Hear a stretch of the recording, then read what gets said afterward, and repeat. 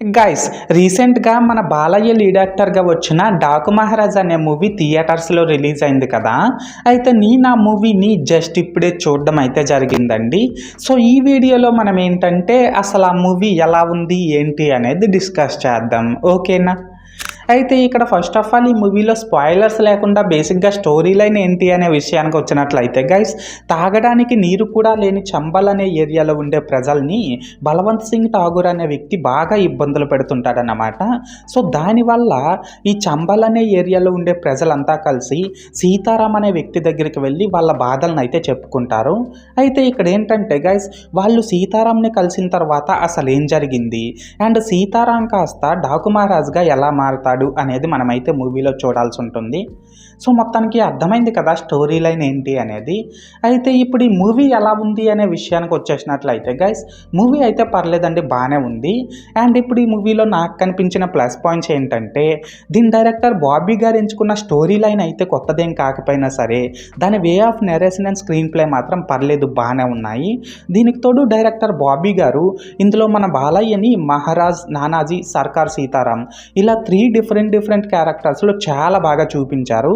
And ఇక్కడ మెయిన్గా ఏంటంటే గైస్, ఈ మూవీ టీం వాళ్ళు స్టార్టింగ్ నుంచి చెప్తున్నట్లు ఈ మూవీకి మన తమనన్నిచ్చిన బీజిఎం మాత్రం నెక్స్ట్ లెవెల్లో ఉందన్నమాట. ఎస్పెషల్లీ కొన్ని సీన్స్లో వచ్చే బీజిఎం వల్ల నిజంగానే థియేటర్లో స్పీకర్స్ బద్దలైపోతాయేమో అనే ఫీలింగ్ అయితే మనకు కంపల్సరీగా కలుగుతుంది. అండ్ ఈ మూవీకి మన తమనన్నిచ్చిన సాంగ్స్ కూడా పర్లేదు, వినడానికి బాగానే ఉన్నాయి, ఇది మీకు కూడా తెలిసిన విషయమే.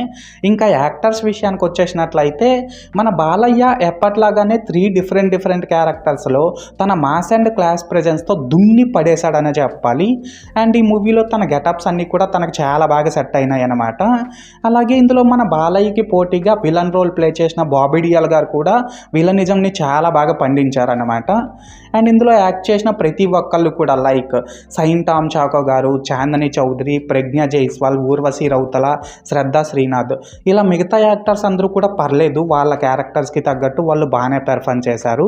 అండ్ ఇక్కడ ఇంకో చిన్న విషయం ఏంటంటే గైస్, చెప్పడం మర్చిపోయాను, ఈ మూవీలో సినిమాటోగ్రఫీ వర్క్ కూడా సూపర్ ఉందన్నమాట. ప్రతి ఒక్క ఫ్రేమ్ని చాలా ఫ్రెష్గా అండ్ రిచ్గా చూపించడంలో సినిమాటోగ్రఫీ వర్క్ అయితే 100కి 200% వరకు సక్సెస్ అయిందనే చెప్పాలి. సో మొత్తానికి ప్లస్ పాయింట్స్ విషయానికి వచ్చినట్లయితే ఇదన్నమాట మ్యాటర్. అండ్ ఇప్పుడు ఈ మూవీలో నాకు కనిపించిన మైనస్ పాయింట్స్ ఏంటంటే గైస్, దీని డైరెక్టర్ బాబీ గారు ఎంచుకున్న స్టోరీ లైన్ అయితే చాలా అంటే చాలా అవుట్డేటెడ్ స్టోరీ లైన్ అండి. మూవీ చూస్తే మీకే అనిపించేస్తుంది దీని అమ్మ జీవితం ఇదే లైన్ పైన ఇంకా ఎన్ని సినిమాలు తీస్తారా బాబు అని. సో ఇలా అవుట్డేటెడ్ స్టోరీ లైన్ కావడం వల్ల మూవీలో నెక్స్ట్ ఏం జరగబోతుంది అనేది మనం చాలా సింపుల్గా ప్రిడిక్ట్ చేసేయగలుగుతాం అన్నమాట. దీనికి తోడు సెకండ్ హాఫ్లో వచ్చే ఎమోషన్స్ కూడా పెద్దగా వర్కౌట్ కాకపోవడం వల్ల మూవీ కొంచెం ల్యాగ్ అవుతున్న ఫీలింగ్ అయితే మనకు కంపల్సరీగా కలుగుతుంది. లాస్ట్గా ఏంటంటే, మన బాలయ్య గారు ప్రతి మూవీలో ఎలాగైతే లాజిక్సే లేని మ్యాజిక్స్ ఎక్కువగా ఉంటాయో సేమ్ అలానే ఇందులో కూడా చాలా ప్లేసెస్లో లాజిక్సే లేవన్నమాట. సో మొత్తానికి మైనస్ పాయింట్స్ విషయానికి వచ్చినట్లయితే ఇదన్నమాట మ్యాటర్.